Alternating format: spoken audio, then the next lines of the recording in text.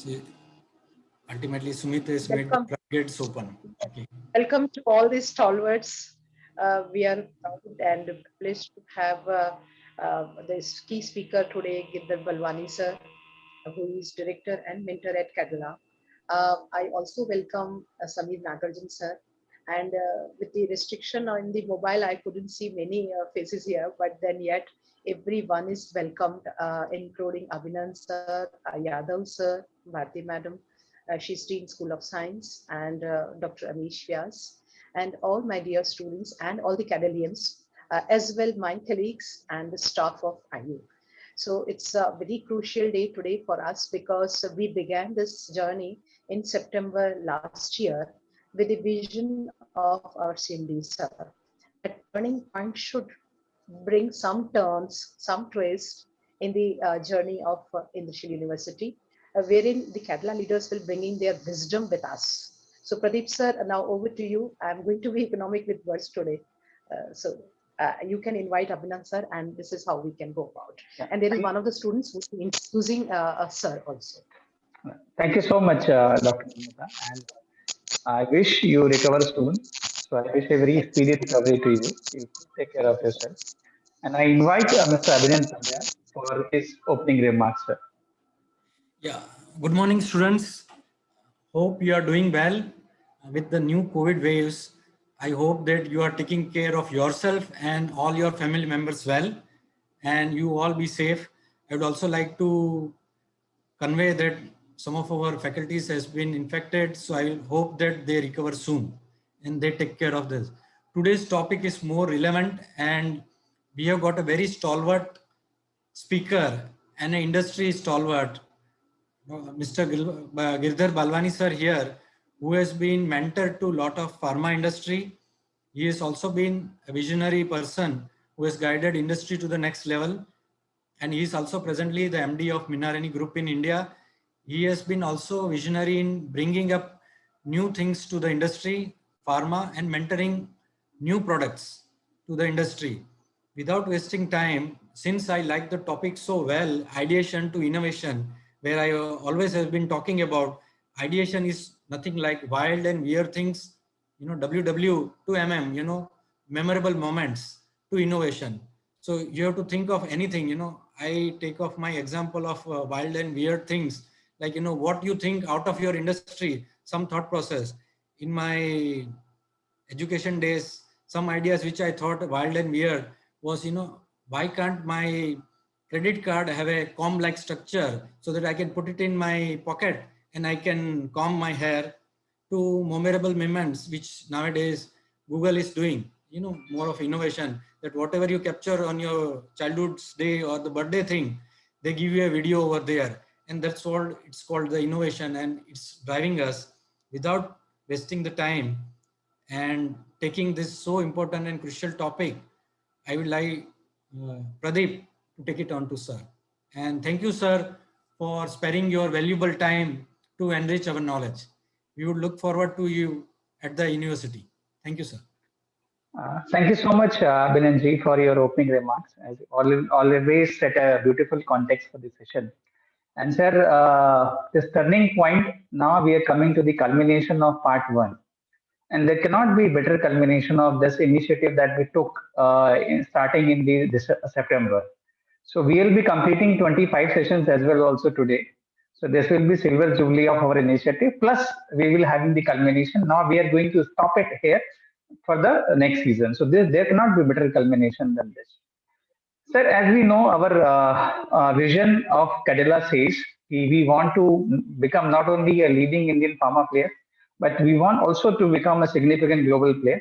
And we want to achieve it with the high quality medications, with affordability, and most important, with innovation, innovative treatments, and innovative medicines. So today's topic itself speaks about the philosophy of Cadila. So I take a lot of pleasure and I'm very happy. And sir, I owe a lot of personal things also to you. You have been mentor to my mentor, sir. So I also owe a lot of personal things to you, sir. So with this, I'll not take much time of yours. I invite the student to give a opening remarks. So Mr. Sumit, Dr. Sumit, can you please take care? Who is going to give the opening remarks? Introduction of Girdhar, sir. Dr. Sumit, can you listen to me? Yadav sir is going to set the opening remark. Okay, okay. So, Yadav sir, good morning, sir. Welcome, sir. Sir, and please unmute yourself, sir.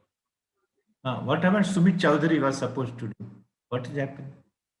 Anyway, only Sir, thing. he's handling helping us technically, and you are required to just set the context of today's webinar, sir. Okay. Only good morning to all of you. We are lucky that Sri Girdhar Balwani has agreed to deliver today's lecture on ideation to innovation. You know, many people have idea, but coming innovation from the idea is very little. Yeah. Like we can think of going to sun, but that cannot become innovation because it is not possible. The innovation or ideation has to be in a such a way that there is a possibility. You cannot go out of this kind of. So I think I can say that we are lucky that you have agreed to deliver today's talk. We are very eager to listen to you. Now, I also say that, you know, for last 1 week, whenever Abhinav Pandya had met me, he said, sir, you must attend because his lecture, very innovative. So that's why I'm eagerly waiting for your lecture. Definitely that, you know, we are scientists. We lot of problem posed to us, we try to find solution, which is not only economical, also friendly to our ecosystem, because our ecosystem is the one which we need sustainability. So our theme is progress, innovation with sustainability of the ecosystem. That's what, and with that aim, we work at IIC, IU, you know, our Indrasil University, and most of our scientists are aware of this sustainability. Means that's what our slogan is like. You know, also that Indrasil University, if you say, it is always says that, you know, your sustainable innovation with sustainability. Okay, so that's how it is. So we are very eager to hear you, and that's what I can say. Welcome to this webinar. Thank you very much. Thank you so much, Yadav sir, for setting a beautiful context in this session. Samin sir, are you there, sir? Hello. Yeah, very much. Sir, I request please say a few words before we start with the session. Well, thank you, Pradeep, and deeply honored to have you addressing the students today, Mr. Balwani. And I think some of us from Kerala have also made it possible to join and listen in. I think this whole theme of innovation and ideation, especially at times of adversity, is something that I think we can draw a lot from your perspective and your experience in this area. We look forward to hearing you. Thank you so much for joining us today. Thank you, Pradeep. Thank you, sir. Thank you so much, sir. And with this, I request, welcome, sir, to on board, sir. You can unmute and sir, you can start the session.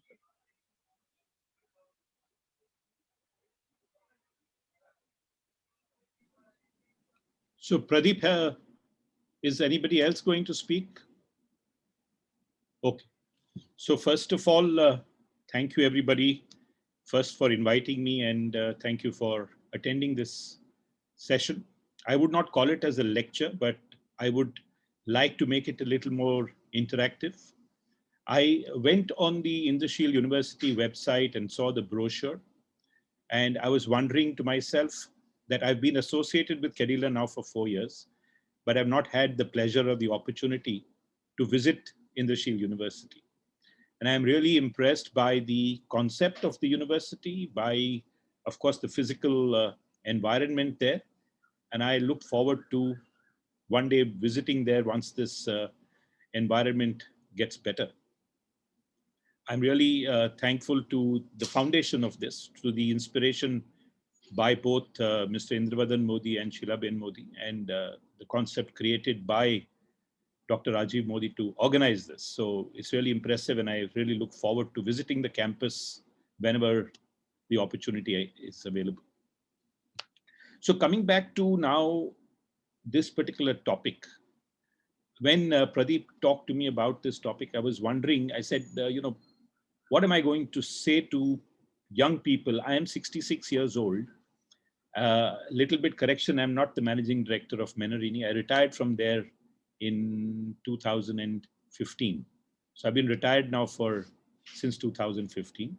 I'm basically doing mentorship, and I am quite actively engaged with Cadila to see how the company can do better and better. It's doing well, but I'm sure there is opportunity to do better. So when I was thinking about this topic, I was wondering, I said, what is innovation? What is ideation? What is the difference between ideation and innovation? Then the word came up to my mind about creativity. What is creativity? So in my perspective, just as an opening, for me, ideation is coming up with ideas. You can come up with ideas, but ultimately translating this idea into something useful is really what we talk about, innovation. And creativity is also related to something new, which is ultimately the objective of all of us, is to make lives better for people around us. And that is what innovation is all about. Then what I started doing is looking around me and saying that what is really innovative around me. And almost everything around me was not there when I was a child. Everything has evolved, it has developed, it has improved. But then I say, okay, everything has evolved right from the morning, the toothpaste that one uses, to the toothbrush, to the night when you go to sleep, the soaps you use, the cars you drive. Everything is much better than what it was when I was a child. So everything is innovating. And I think there was once, I don't know who said it, but somebody said the only constant in this world is change. And we continue to change. And I believe change for the better. But then I said, right now, what are we undergoing? We are undergoing a what some people call as a VUCA world, or what we are all experiencing now with the onset of the virus, claiming many lives of people near and dear to us, also affecting the life of many people around us. And all of us are living a very different life than what we were living 1 year ago. Now, is this change an opportunity? And then I started looking around. I said, just for this last 1 year, so many things have changed. People have evolved, many things have become better.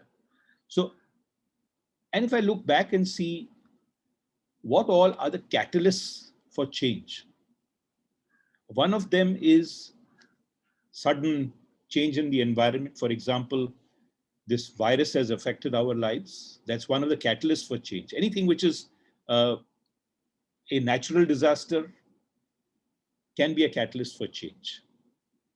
What else can be a catalyst for change? Because when we are sitting otherwise on our own, are we always saying that I want to change everything around me? I want to change. So one trigger is this. What are the other triggers that can stimulate us to change for the better? Then I thought, again, I'm now going to talk more in terms of a business context, not so much in terms of personal, but in terms of a business context. When we see our sales are not growing to the extent that it is growing, it's an adversity inside the company. We say, our expenses, salaries keep on going up. So we have to improve sales. How do we improve sales?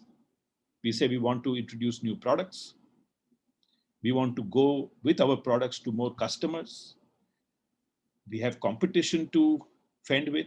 Everything tries to stimulate our mind to say that what can we do to change the life around us, to be able to do better than what we were doing before. So these are the things, at least in a business context, we want to improve efficiency, we want to improve profit, we want to reduce our costs. All these are triggers which we every day encounter in day-to-day life to say that I think we need to innovate. I think we need to bring about some new way of doing things, some new products that we will bring into the market. How can we do better, change the lives of our patients who are taking our medicines to be able to get quality medicines, much better medicines in terms of efficacy, much better in terms of pricing. So these are the constant thoughts which come to our mind in stimulating our thought process to say that how can we innovate, or why should we innovate, is because there is a need. Either it is natural, which is like the COVID situation, or there can be a flood, or there can be a cyclone. Internal in business, there can be drive to increase sales or to reduce expenses to improve the profitability of the company, to be able to give better salaries to the people. All these thought processes come in to drive change. Then what I did was I said, let me try and list down the main opportunities for innovation. So, and I'll give these, and I listed down 6 opportunities, and I will try to give you certain examples from my life in which I experienced innovation. And maybe with those examples, I'll be able to explain that those 6 thoughts better. The first one was a value proposition innovation. So what I mean by value proposition innovation is that how do I make my customer be able to perceive my product or services are offering better value to them. So for example, again, in my life, many, many years ago, I was a product manager in a company called Rusell Pharmaceuticals.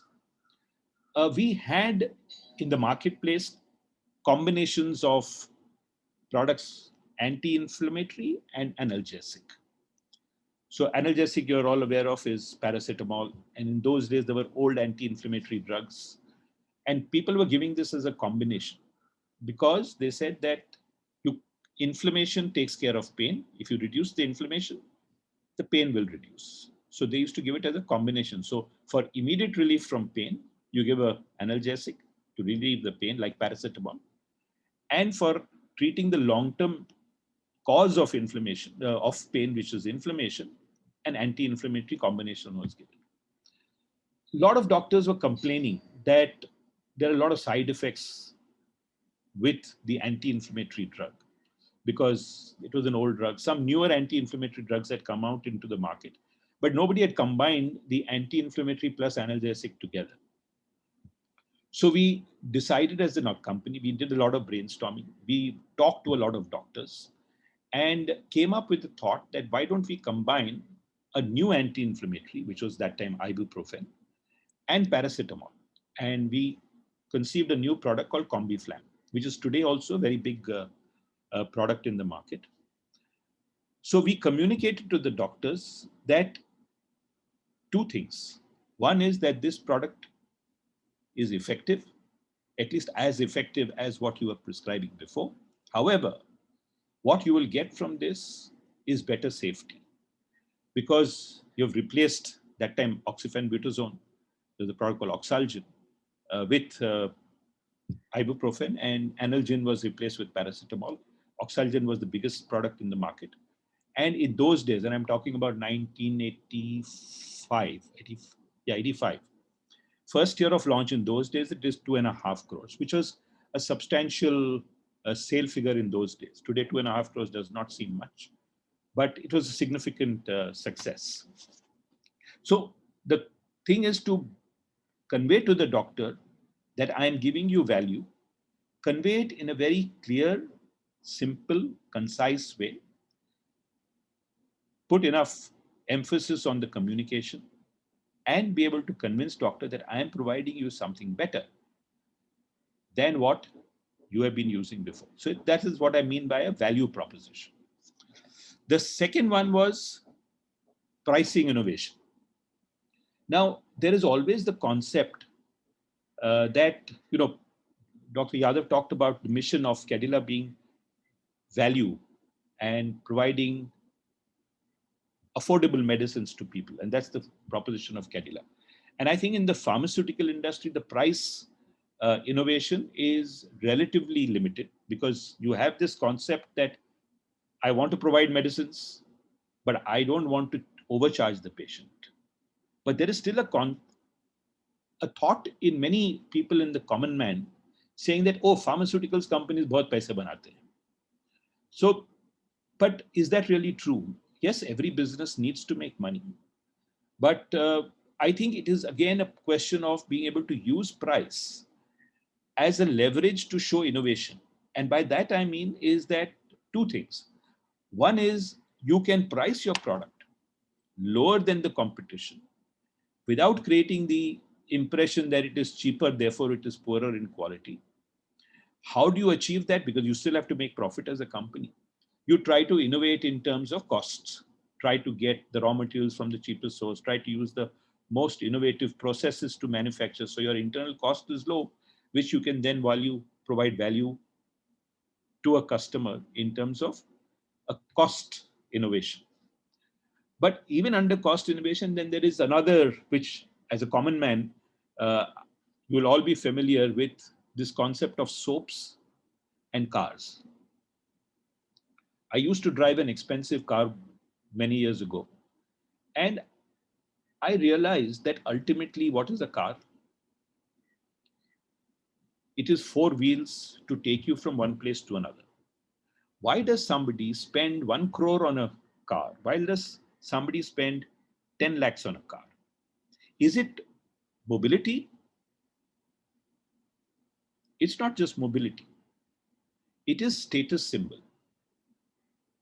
And the value innovation there, how does a company be able to charge 50 lakhs or 1 crore for a car, which ultimately is a big car and shows to people that you have money?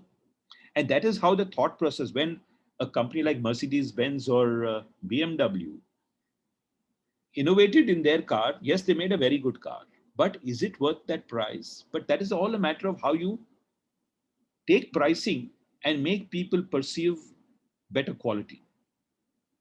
The other example is soaps. We are all familiar with so many soaps in the market. Each soap, if you put it in front of you, creates a certain image in terms of, I mean, the most famous example, which you'll find in most textbooks on marketing, is Lux. And they've always advertised it as the beauty soap of the film stars. So it's a question of being able to charge more and being able to perceive make the perception with the customer that price is an advantage, because price gives you better quality, better image. Maybe you look like a film star, you know. And there are many examples like this where price can be used both ways. One is to show value, and second is to show premium. And there are people in the market who look for premium. The third one is a customer acquisition innovation. So when I was in a company called UCB, we had our own research molecule, which was called cetirizine. Cetirizine was the molecule. And we did 2 levels of innovation there.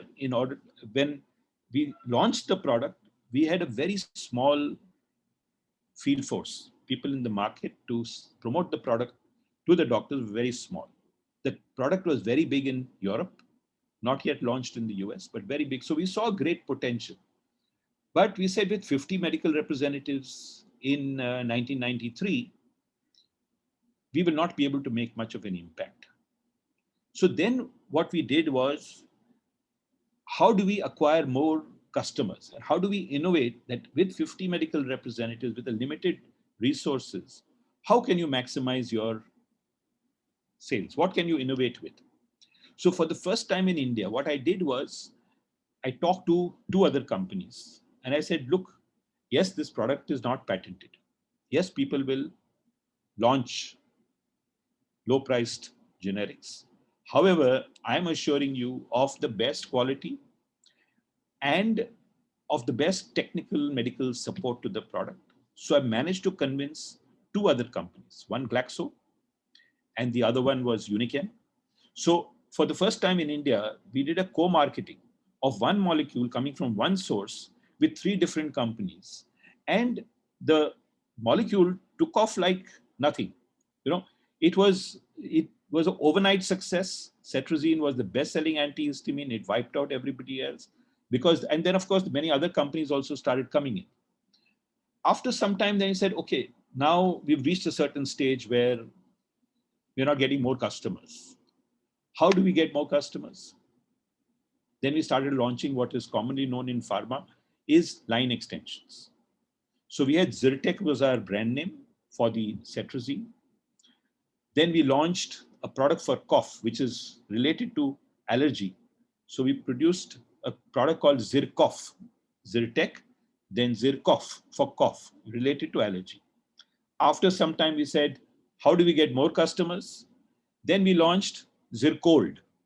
When there is cold, there is also a component of allergy. And therefore, we created a combination using cetirizine and created Zircold.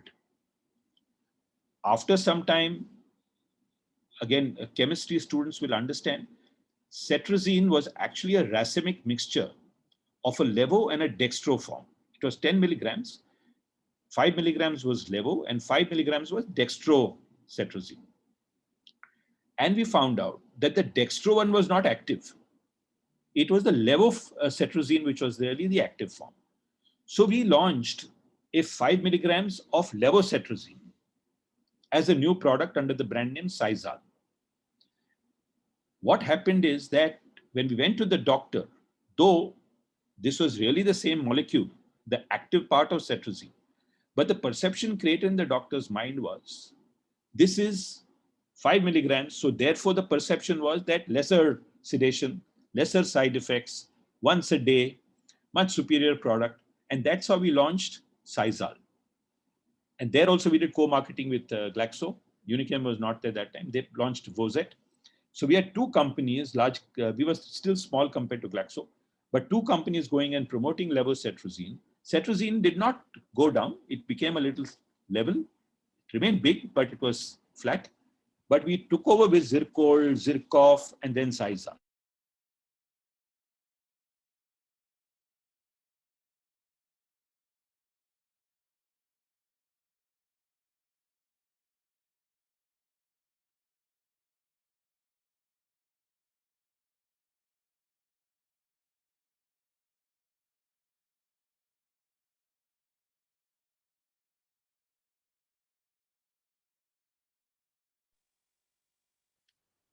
I think there is network issue, Pradeep ji.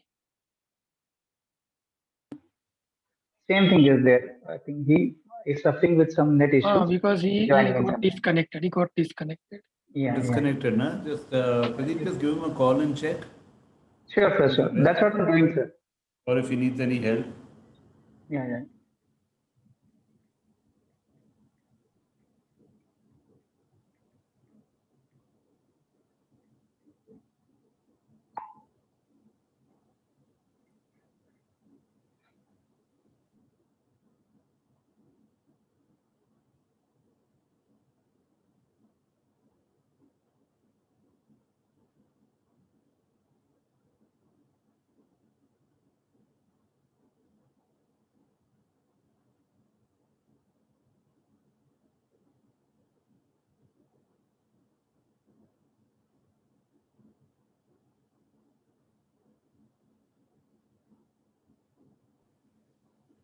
Yeah, just spoke with sir. I think he's logged out. There's some net issues. He's just reconnecting again. Okay. Yeah.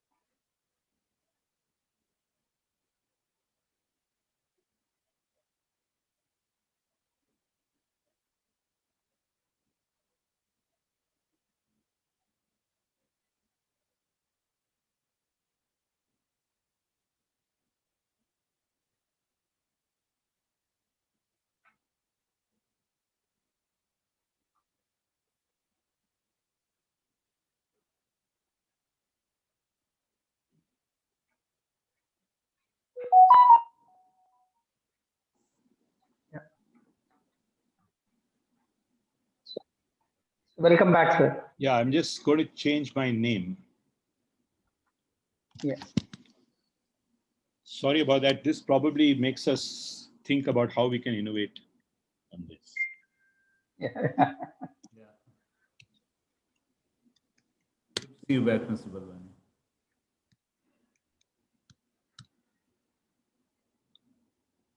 Right.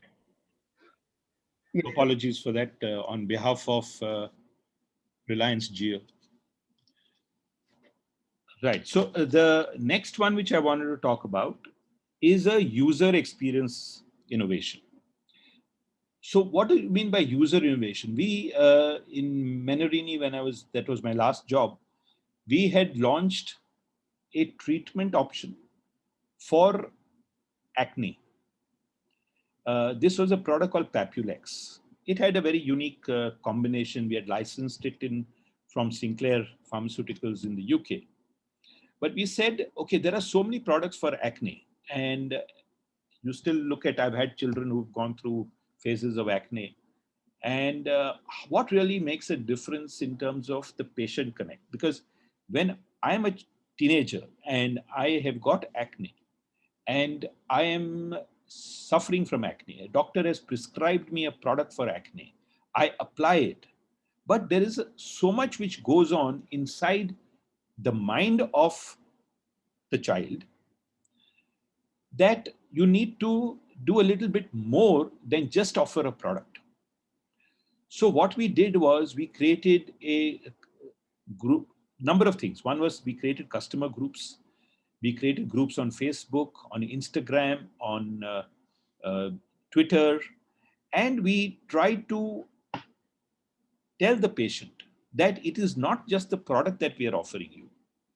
If you want a support group, you have any questions about anything that you're going through, whether it is psychological or whether it is physical, we had provided all kinds of support, whether it was a counselor, whether it was a gynecologist, whether it was a dermatologist. We had a panel of doctors, and we provided platforms to everybody who wanted to, who were taking this product, saying that if you have a problem with acne, it goes beyond just us selling you a pharmaceutical product. We are offering you a holistic approach, and we are there for you come what may.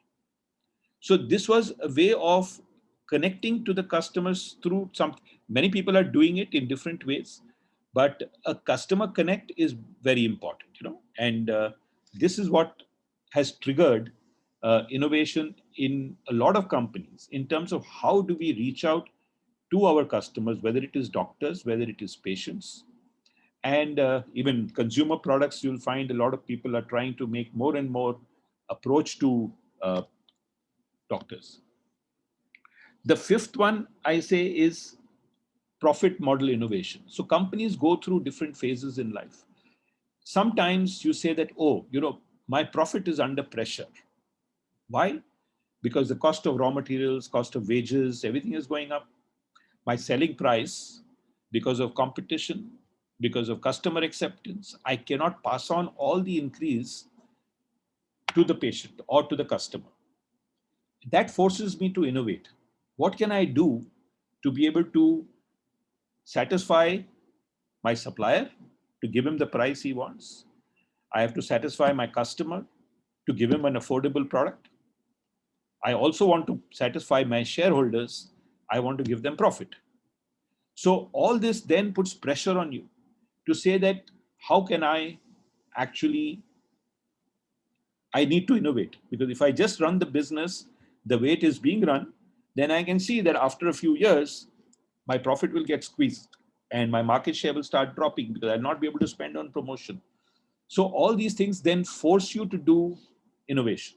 And at least not many things that I have done, but one of the most important things was we had a product called Nutripil in UCB. We were actually making the API ourselves, which was piracetam. We were making it ourselves. Our cost of manufacture was much higher than what was available outside. There were companies from China selling the same raw material to our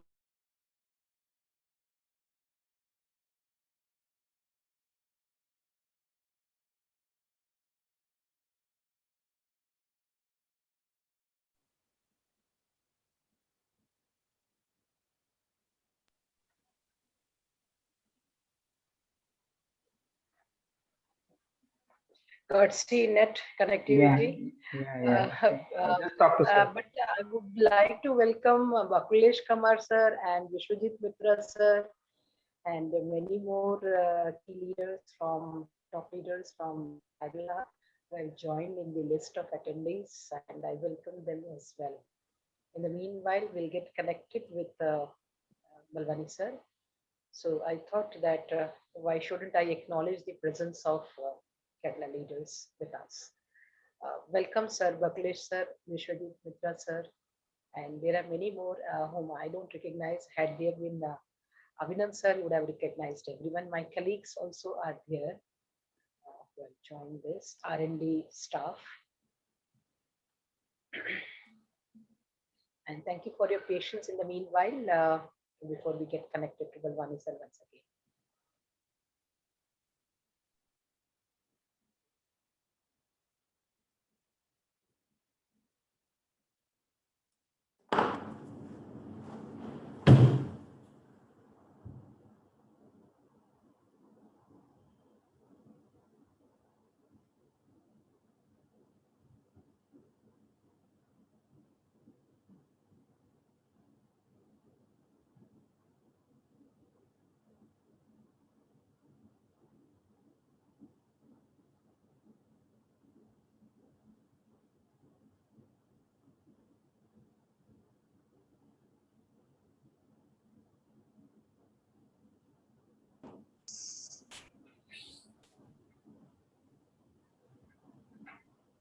I request Sumit sir to change Balwani sir's name without he being bothered about that. Sumit sir, if you Yeah, can change, I have he will logged back change for using he will change for you, my sir. phone. Yes, sir. He will change for you, sir. That's okay. Otherwise, you can recognize me by the face. Yes, sir. That's true, sir. I hope people don't confuse me with you.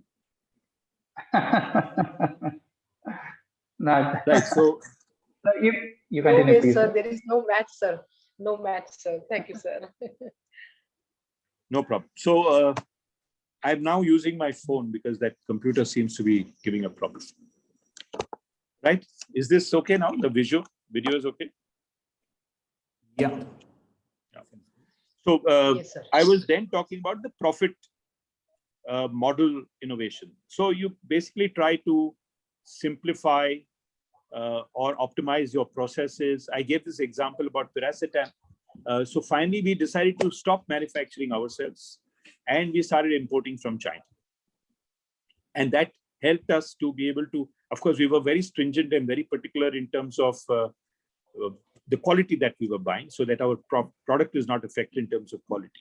But you have to start thinking of how you can do things to be able to improve your profitability. The sixth one is channel innovation. Now, I see that again in business that ultimately everything is to be, it's all about customer centricity. You always tend to think about what I can do better, how I can be better in terms of my customer satisfaction. That is ultimately the bottom line of all businesses. So channel innovation again comes out from the point of view of, I mean, you've seen recently a lot of e-pharmacies have started. Earlier it was not there. And now during the COVID times, they've even flourished even more. So the concept of e-pharmacy was not there. Nobody imagined. Everybody went to the chemist shop and bought medicines. But now a lot of people are not buying, not going to chemist shops to buy. It's a channel innovation. Some of the company's products were earlier being sold only on prescription. But if the law allows you that you can also do some amount of promotion directly to the customer. So the customer is also aware of your product, what it does, what are the benefits. But the problem there is that if a prescription product, you go directly to the customer, the doctor is unhappy. And doctor says, oh, you are going directly to the customer, so I will not prescribe your product. So how do you go about that? So sometimes what you need to innovate is that do something in the packaging. So even though the doctor has prescribed it, if I'm a patient and I have been prescribed the medicine and I bring it home, I look at the packaging. I look at what is inside the packaging. There could be a product insert. There could be a very customer appealing I'm not talking about products like antibiotics and things like that, but if you see multivitamins, which are become like more over the counter, a lot of innovation can be done in packaging, in terms of patient insert, on how you can be more innovative in terms of reaching the customer through different ways. I talked earlier about using the platform of Facebook and Instagram to be able to reach people. So this is what I thought were the main areas of, where we could innovate. I'll then talk about what actually in a company one needs to have as an environment to be able to foster or stimulate innovation.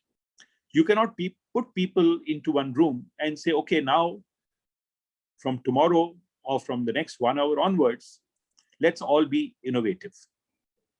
So while certain things happening in the environment push you to innovate, but you need a certain amount of environment to be able to stimulate. Some people I've seen in organizations, it has got what they call as chalta hai attitude. कि ठीक है, जो होता है होएगा, जैसे वैसे होता है होने दो, हमको क्या करने का. People talk sometimes like that. There is an attitude, and if you see companies, and again, I can't give you so many examples of pharma companies, but I have been to campus of companies like Facebook. It's an amazing atmosphere, and not just in their head office in California, but even if you go to other campuses, I've been to their campus in Singapore, it's an amazing environment. You feel that there is, and the environment stimulates people to think out of the box, think something new. How can we do things better? And that's why these companies are highly valued. Companies like Apple, companies like Facebook, companies like Amazon, they're also. And then what I started thinking is that what do you need to do to be able to create that kind of ideal environment where you stimulate innovation? So I wrote down 8 things, and after that we'll take some question answers. And somehow all the 8 are P's. First one I saw is you have processes. In companies, you create an environment in terms of the structure of your team, in terms of how people talk to each other, in terms of how people communicate with each other. Internal processes should be such that they don't become bureaucratic. If you see in some large companies or you see in some government organizations, everything is so bureaucratic. Everybody has to go only by the rule. Whatever is written down as an SOP, you follow that. No deviation is allowed.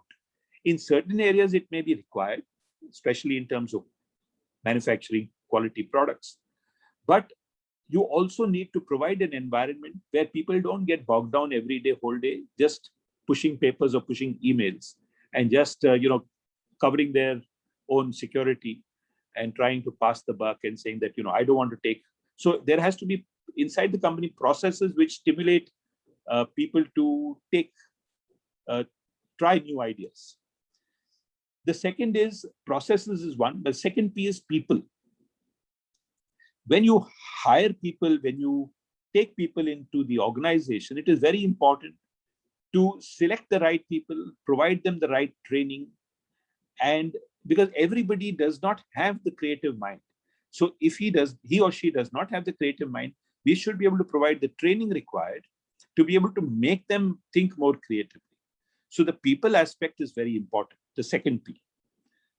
The third P is, projects. So when you take up projects, the methodology used in doing the projects should always talk about how can we design this better. If this was a startup, how would we do this? So each thing that we do should be with a project-oriented mind, that how can we do things differently? How can we do things better? So a project-oriented mindset within the company is important. So you have the right processes, the right people, a project-oriented mindset. The fourth is, how do you look at problems? Problems is very important because many people look at problems and say, these are problems. Now, how do you look at problems? You look at problems which cannot be overcome. For example, I had this problem with my internet on my computer. I tried once, but then I said, okay, what can I do? I said, okay, let me dial from my phone. So a problem always has a solution. And that mindset is very important in terms of how you look at problems. The fifth P is priorities. Sometimes I pass the day and I say, आज कुछ हुआ ही नहीं. अरे ये करने का था, रह गया. So it's very important to, in an organization especially, to say that these are my priorities. Let's focus on the more important things in life. So prioritization of problems, of projects, of processes, of people, everything one has to in life be clear in terms of priorities. The sixth P is progress. So when you take up a project and you think of something to do in terms of innovation, trying to do something new, something creative, always regularly monitor progress, because it requires a lot of effort and monitoring. Because if you don't monitor progress, a lot of things which you want to try out new, or some people have got a new idea, you have to take it forward. Many times what happens, I've seen in meetings, there are some very good ideas. People appreciate, haha, this is very good, we'll do this. Afterwards, there is nobody who's really driving it. So you need a regular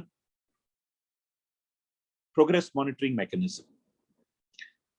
The seventh is we need to have partnership. And I see that in many organizations that, and I've been partnerships both internal as well as external. So for example, partnership between Cadila and Indrashil. How can we do things better? How can we, I'm sure there are a lot of good ideas from organizations like Indrashil, which one can incorporate into the industry. Internal cooperation is also very important. Partnership between, like again, in a pharmaceutical company, you've got manufacturing, you've got supply chain, you've got sales and marketing, you've got regulatory affairs. There's so many departments. And in order to drive innovation, I think internal communication, internal partnerships between different people, finding different solutions for different problems, trying to find betterment of existing stuff. So partnership is very important. Having an open mindset. Many times we have closed mindsets. We don't like to think of other people's ideas as good. Our ideas are good, but other people's ideas, we say, oh, maybe I'm not sure whether it will work or not. So that's the seventh P. And the last P is places. By places, I mean is that, and I was talking about a company like Facebook. If you walk into their campus, and I would say, I've not seen Indrashil University, but I say Cadila campus in Bhaat, when you walk into the place, it gives you an openness of mind. So a physical environment inside an organization, the campus, the kind of office you have, the physical space is very important. The mental space is also very important. When I say place, it is both physical and mental, where you are allowed to think openly. You're not spending the whole day in meetings. So everything around the place is important. So these were the 8 P's I thought which can stimulate the innovation. So what I would say is that given the constraint of time, I can pause now and take your feedback in terms of either reacting to what I said, whether you agree or disagree, and also if there is any questions you have, I will try to answer them.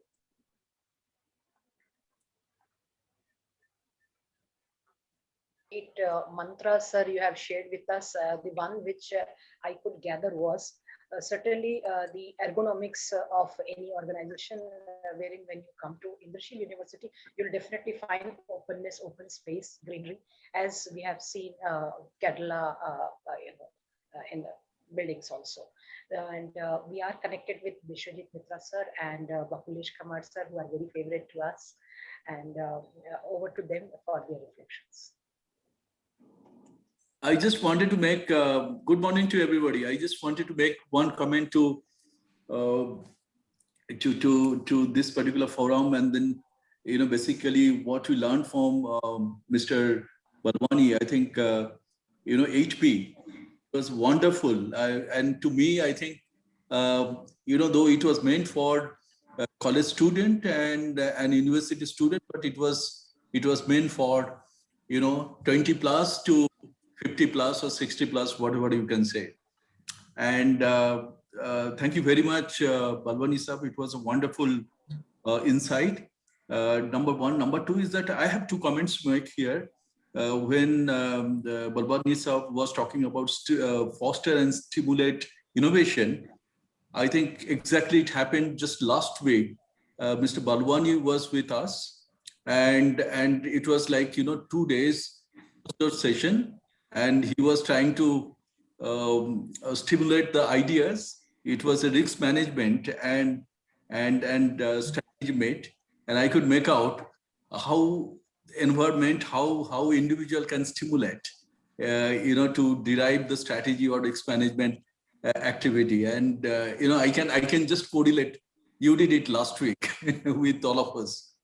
And one more thing, I think partnership is one most important what we have been talking about.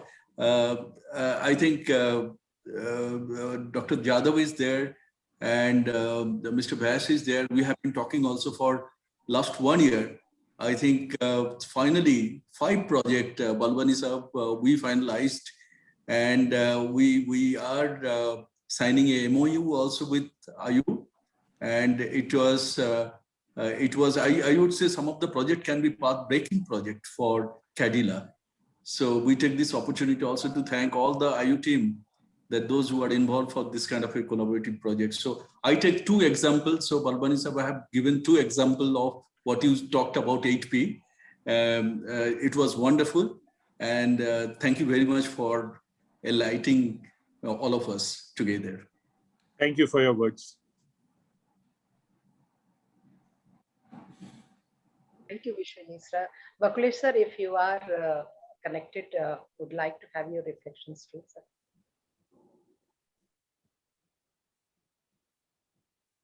Bakulesh sir, can you hear us? Samir sir. Yeah. Okay, so Bakulesh sir is here. I think Mr. Balwani provided a nice overview in a short time frame for mainly for the students and young individuals. And there are lots of lessons to learn, and he unfurled only the part of it. So, I mean, that should trigger thinking process, ideation in the minds of young individuals that anybody can innovate, given the right kind of circumstances and motivation. I mean, since Indrasil University is mainly focused on science and technology, if you look at science part of it, India has produced Nobel Prize winners in science as an individual efforts, and that's the reason the numbers of Nobel Prize winners in India is small. While US has produced more, UK by the size has produced significantly more, just because there is a conducive environment created. So there are self-motivation which is required and a conducive environment which is required. And if you put 2 together, innovations will happen. Very well taken, sir. Very well taken these words. The conducive environment where industry and academia come together, perhaps hand in hand.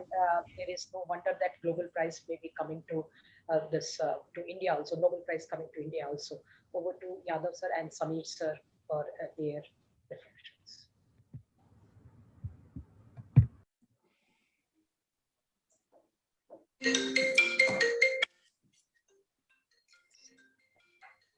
But Namrata, you want me to say a few things? Yes, sir. Yes, sir. First, I am really thankful to Balwani Sahab that, I could learn from so many things. And I have been working with Cadila maybe close to 20 years now as a consultant looking after that chemical unit. one of my feeling, take it, not as a criticism, that introduction of product at early stage. If you take the other Indian companies, they are introducing product at very early. And the more early you are introduced, the more profit you get. And also for the scientific point of view, if we decide early, we can give much more innovative project cost effective than this. By the time we select the problem, lot of chemistry has already gone in. And the chemistry, the people who have gone in, they are also good, intelligent people to overcome. Of course, chemistry is such subject that everybody doesn't think same way. You can think differently and you can still come out with a good process. But if you give some space by taking the early decision of the product, it may be more profitable to the country, to the company. That's what I feel, because this in last 20 years, that kind of feeling I've got. Okay. And if you're talking product, which are very cheap today, everybody is making, cost is 5,000, 6,000 rupees a kilo. And then you come out, of course, there will be still innovation, but it becomes hard. How much profit you want to deal with the company? 5%, 10%, not much. If the product cost is 7,000 rupees a kilo, how much you can innovate? So that kind of feeling, I have, that let us decide the product at this little early stage, that we have the pace to come out to the better process early and go to the production early. Maybe, how to do it, of course, people do it. We are scientists. Only what I felt, I told you. So that kind of things are. Whether you spoke well, I understood. Normally I don't sit that long. I keep on moving. I'm very impatient person. But through and through, I sat with your lecture. It was fantastic lecture. And especially the last concluding, your 8P was a fantastic. Everything practically you have covered.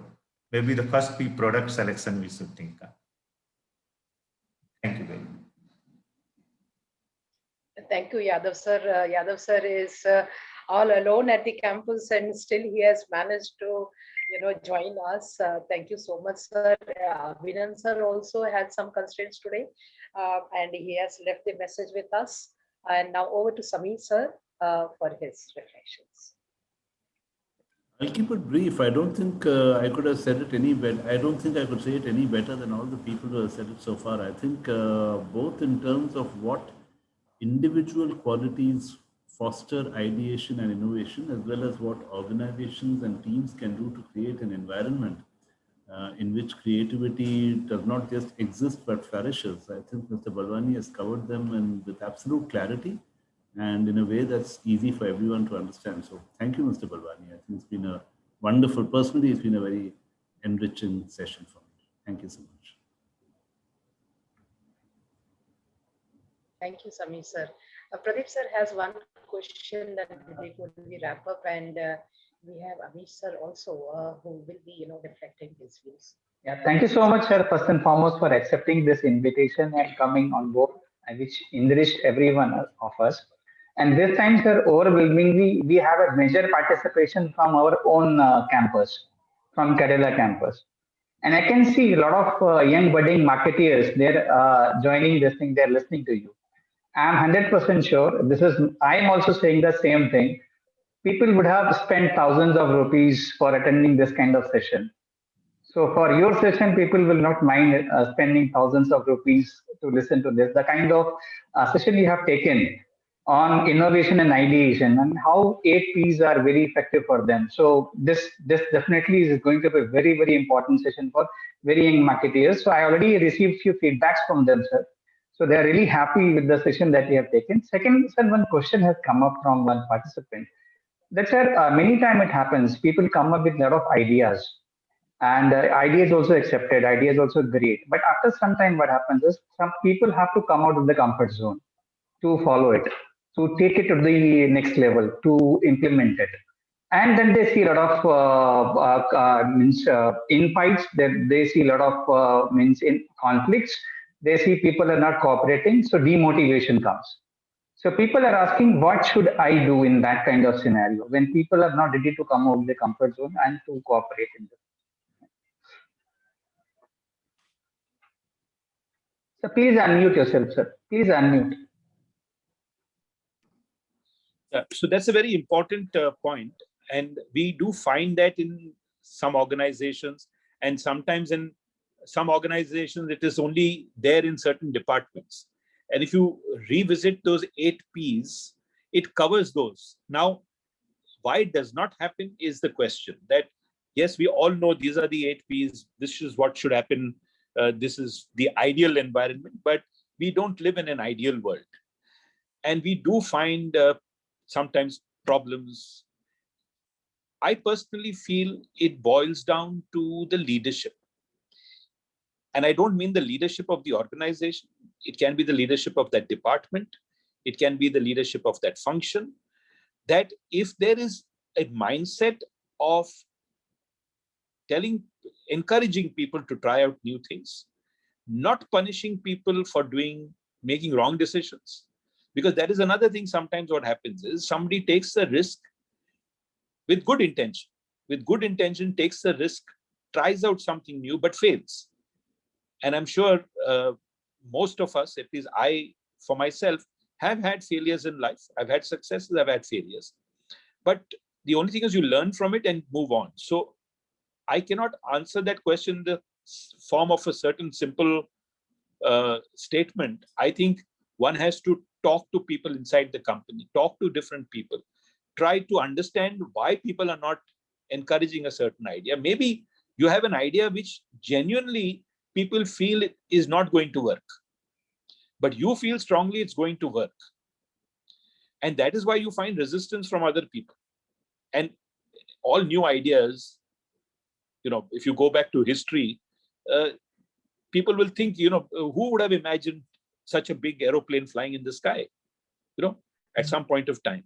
If when I was a kid, who would have thought that you put a piece of paper here and you can get a printout somewhere else? Now, even the fax machine has gone out of circulation.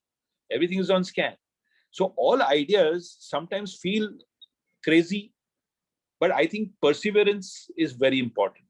Talking to people, sometimes you may be wrong, other person may be right. To talk to people, understand their perspective, and then either you convince them or you get convinced by them. It's all a matter of internal communication and leadership. That's my view. Thank you so much. I think this actually talks of the solution and the conflict management. Thank you so much, sir. Over to Dr. Namrata.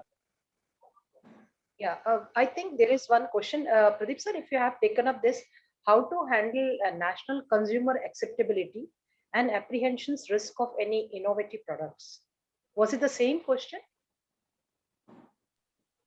This question is different. How to handle rational consumer acceptability and apprehension risk of any innovative products. So there are 2 questions in that, right? Yeah. Yes. What is the first question? How to handle rational consumer acceptability. Rational. Yeah. How to handle rational consumer acceptability. Yes. I'm not sure I understand the question. Can you explain some other way? And the second part is apprehension risk of any innovative product. Risk of? I request the participant to just reframe the question. Question is in 2 parts. The question is in 2 parts. The person asked that how to handle rational consumer acceptability. That is first part. That how can we handle the rational consumer acceptability? And part 2, that is the how to handle the apprehension risk of any innovative product. Yeah, okay. I think I've understood now. So rational of means the consumer, you're saying that the consumer is usually rational in behavior, which actually in my experience is not the case. Most people are more emotional in consumer behavior rather than rational. You look around you. Everything around you is driven by emotion rather than rational. You look at cars, you look at soaps, you look at housing that you're living in. Everybody is not thinking very rationally. Ultimately, like, why do people go out to eat in a restaurant? Why does somebody go to a simple restaurant? Why does somebody go to a rich, to an expensive restaurant? I think human beings, and I'm not only talking about consumers, are, I'm not able to say 90% or 99%, but by and large, I think they are emotional in their behavior. If you have a product which is rationally superior, you have to build in some amount of emotion into the brand to be able to make the customer connect with the brand in terms of emotion, including things like color of the pack, the size of the pack, the design of the pack. It may have a rational product inside. If I am also selling an antibiotic, my competitor is also selling an antibiotic. How do I build my brand and connect my brand to the customer to be able to have a customer connect which is beyond rational? I think that was the first part of the question, if I understood it correctly. The second part is the risk of innovation failing. That's the way I have understood. How does one handle the risk of apprehension of risk in the innovative products? So there are two people are apprehensive. People are scared, that whether this innovation. Yeah. So the person who said that the earth is round, the person who said I can fly an aeroplane, the person who talked about a computer, people who talked about a mobile phone, everybody, when they started off, I'm sure, were not 100% sure of success. So there are two types of risks or apprehensions. One is in your own mind, and the other risk or apprehension is, what will other people think? Right? How will I be perceived by others? And these are two different sides of that coin. And I think firmly on both these counts, one should have, on the first count, one should have the confidence. Second is, you should not bother so much about other people. And the third is, you should also right in the beginning say, I'm convinced that this will happen, and I'm going to put in my full passion and effort behind this. But tomorrow, if it does not succeed, I will learn. And if you go back to the history of aviation, it's the same thing. People tried to fly and people fell down and said, this is stupid. Nobody's going to be able to fly. But that person kept on trying and kept on falling down. And there are so many examples, if you go into history, where people fail. But what do they do with failure is important. Do you learn from failure and keep trying to improve and innovate and do things better? Or do you give up? And that is where the difference lies between people who are successful with innovation and some people who are not. You take the example of nano car. It has failed. But then I'm sure the Tatas learned from the failure. They said, okay, the concept was great. We tried to bring it out. We did certain things which were wrong. And therefore we failed. We have learned from that. And then we will now discuss on other things to do. So you can do it either way, but conviction is very important. And accepting failure, I think, but what other people think, and I've had this situation, will I lose my job? Is one question. That if I am unsuccessful, so it is important, again, going back to the P's, project management, having interactions with people across the organization and saying, I'm trying out this is something new, and I feel confident that this will, work. However, if there is a problem, if it does not work, I will want your support. I will want to learn from this. I will innovate better and better. And ultimately, one day I'll come out with something which is really going to be great. That conviction should be there. And fear of failure should not be there. Otherwise, you'll never try it. True, sir. Very true, sir. The parallel you draw from the Wright brothers of their, flying aircraft. That was wonderful and very convincing as well. And the conviction you said should be an additional, content of that, ingredient of that. There is one question from our Dean, School of Science, Dr. Bharti Dave, madam. And I invite her to directly ask, madam, you can unmute yourself and please ask. Yeah, sir. Thank you very much. Thank you very much, sir, for your very educative talk. For us and our students as well. The focus of our university is academics, research, and innovation. So I think your talk of today would really help us to fulfill our vision of Indrashil University. Sir, one question which I had was, while we are working for a company and we implement our innovative idea, and in case we fail, how will it be taken up? Like you, as you explained about CombiFlam, that you mix ibuprofen and this thing, paracetamol, and you came up with this product. In case it might have failed, what would be the consequences? So, see, that example is in an organization, and I was not the only one. Yeah. Everybody was involved in the decision-making process. The implementation in the field is where I've not talked about implementation. You could have great strategy, you could have great ideas, but if it is not executed properly, if it is not implemented properly, there is a risk of failure. So I guess, like I said earlier, failure, there's an old saying, failure is a stepping stone to success. I think that's very important to understand and recognize. And during the whole process, it is important to get everyone involved, whether it is in the university or in an organization. Anytime you do something new, there has to be that internal culture of encouraging innovation and accepting that if certain things that we collectively decide is going to fail, we will accept that failure, we will learn from that failure and innovate. So as far as CombiFlam was concerned, there was great conviction across the company. I had one mentor who told me I had made a business plan, a launch plan.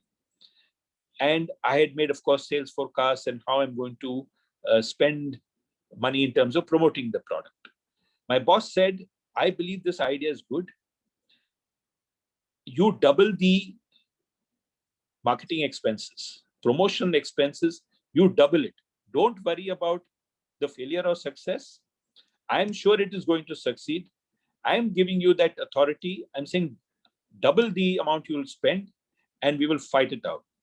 And when we gave during the launch meeting, when we presented it to the medical representatives and the field staff, they were so excited and charged that they had never thought that they will get these kind of promotional inputs to promote the brand.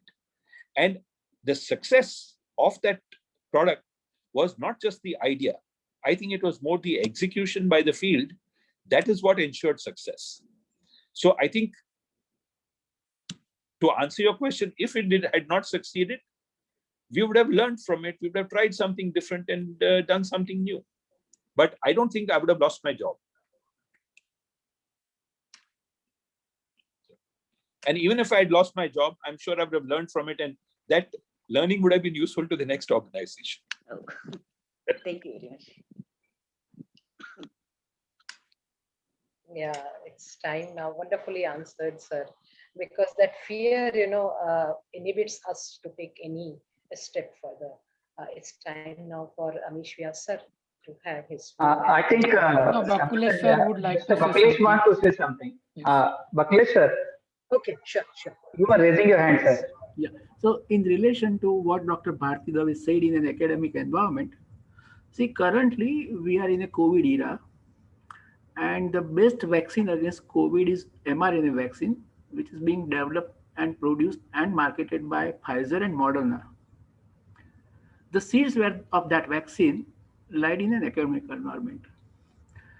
Lady by name Karika was working on mRNA technologies and vaccines. She had this idea, and what Dr. Balwani said, Mr. Balwani said, that you have to be persistent and passionate. She was persistent and passionate to the extent to pursue that work it so happened that nobody was giving her grant. And in the US environment, grants are main, I mean, what you can say is bread, butter, icing, everything depends on the grant if you are in an academic environment. So the idea was so unique that everybody stopped giving her grants. So her grants were getting rejected. After getting the grants rejected, as it happens in a typical academic environment, she was depromoted. So she had to step down. But still she persisted. And if she would not have persisted, we would not have seen mRNA vaccines. Okay. So most important is self-motivation, persistence, and be passionate about your idea. Come what may, I will persist. I thought this was relevant for academic environment, so I intervened. Yeah, yeah. Sorry, Mr. Balwani. No, absolutely right. I agree. Wonderful, sir. In fact, we at the Industrial University, in the broad daylight today, have so many glittering stars of Kerala and our provost, who is a global star. So it was really a very good experience. In fact, I thought that I will quit, but I couldn't resist myself. Now over to Vyasar, and one of our students will convey a vote of thanks. Vyasar. Thank you, Namrata madam, and thank you very much, Balwani sir. It was wonderful session, what I can say, and I have learned a lot from your session. And what I believe, possible, impossible, such kind of words for the person who are trying to do something, who really wants to work, then they will think about whether it is possible or not. Because I have read from one of the bus, at the back of that bus, one sentence was written: those who doesn't want to do anything, there is nothing impossible for them. So it is like that, that if you really want to do, then only you will think about the possibility of whether it will be there or not. Second, I would like to narrate my own experience. Based on your experience, I'm just inspired to narrate that. In my first job, I was given a task to improve the process of acetanilide.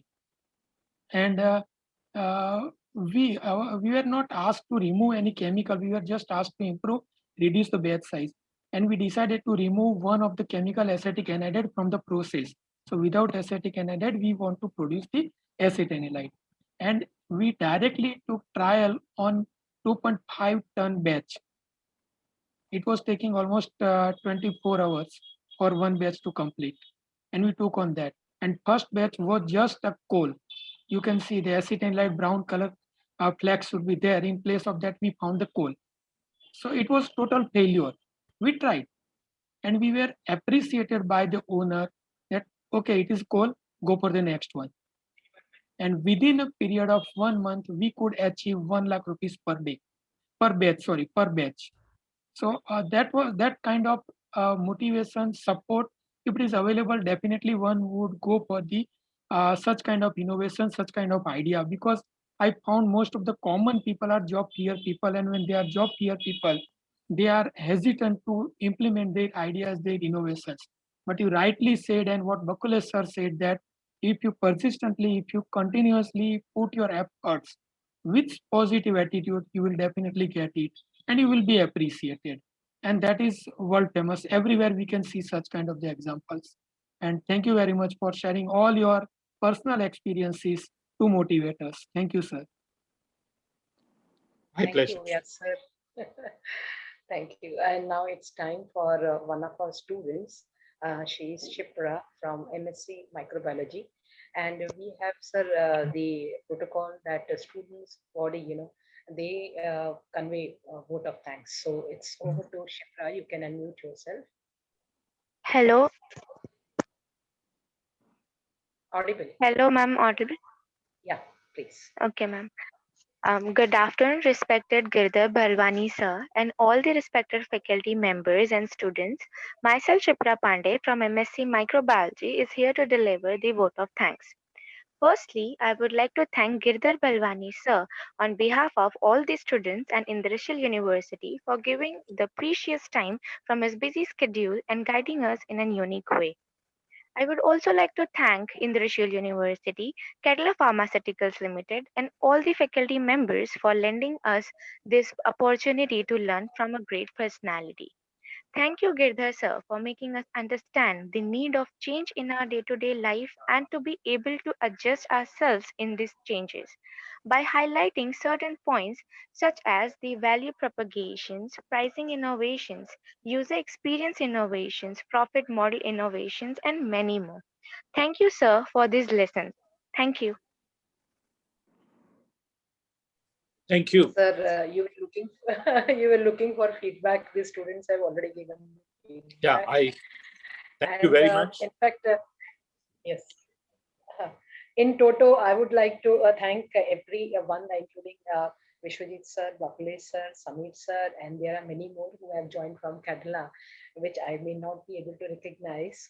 And Pradeep sir, thank you so much that you have finally, made a way for Girdhar Balwani sir to bring him here, and given a master stroke to this end of first season.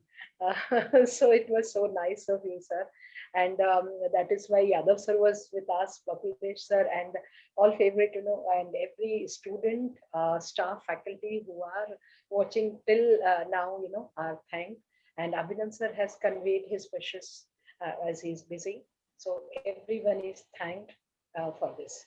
I once again, Dr. Namrata, always in all type of movies, the strongest climax is always remembered. All the successful greatest of the movies, the strongest climax is always being remembered. And there could not be the better culmination of this, as I said in the beginning. So thank you so much, sir, for accepting this invitation and enlightening each one of us. I think many of the marketeers have thanked me in person. So I'm being their voice. I'm echoing their voice for thanking you on their behalf. So thank you so much for this wonderful session. It was my pleasure. Thank you very much. Thank you, sir. Thanks a lot. Thank you so Thank you. much. Thank you so much, sir. Sumit sir, we can wrap up. In fact, there is no one else, left for ending this meeting. Sumit sir, if you can hear me, we can wrap up. Have a nice day to everyone.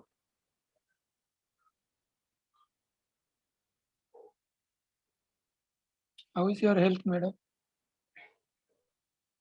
Sir, some slight throat infection is there. I had, appointment with the doctor, and I had foregone we that. will talk otherwise. Yes, Did you get vaccination or no?